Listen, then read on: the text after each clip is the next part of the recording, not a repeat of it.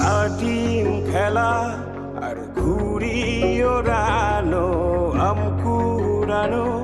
আর পাতা পোড়ানো, ছোট্ট বেলা সেই বন্ধুরা কই, কেন আমি আর সেই আমি নই। আজ অনেক বছর পরে খুঁজে ফিরি, কোথায় আহারে আহারে আহারে শৈশব, কোথায় হারিয়ে গেল যে আহারে কৈশব, কোথায় আহারে আহারে আহারে শৈশব, কোথায় হারিয়ে গেল